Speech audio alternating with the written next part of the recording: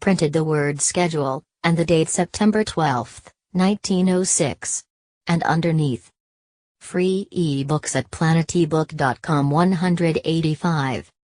Rise from bed. 6:00 a.m. Dumbbell exercise and wall scaling. 6:15 6:30 a.m. Study electricity, etc. 7:15 8:15 a.m. Work. 8:30 4:30 p.m. Baseball and sports. 4:30 5:00 p.m. Practice elocution, poise and how to attain it. 5:00 6:00 p.m. Study needed inventions.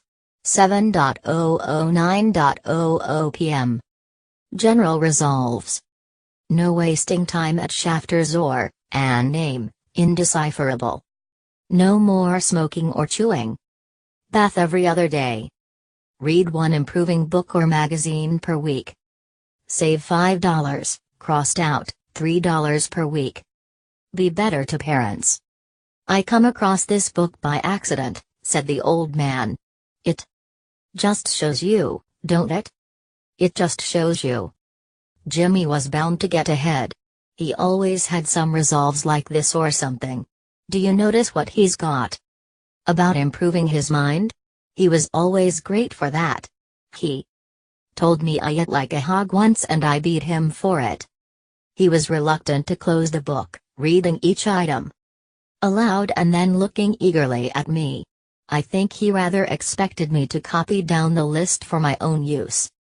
A little before 3 the Lutheran minister arrived from Flushing and I began to look involuntarily out the windows for other cars. So did Gatsby's father. And as the time passed, 186 The Great Gatsby.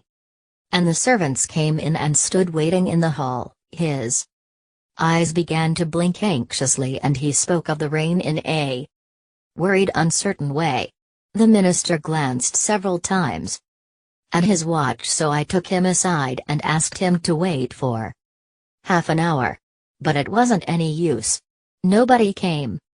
About 5 o'clock our procession of 3 cars reached the cemetery and stopped in a thick drizzle beside the gate. First a motor hearse, horribly black and wet, then Mr.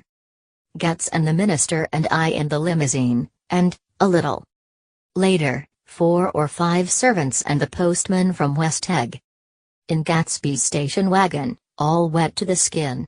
As we started through the gate into the cemetery I heard a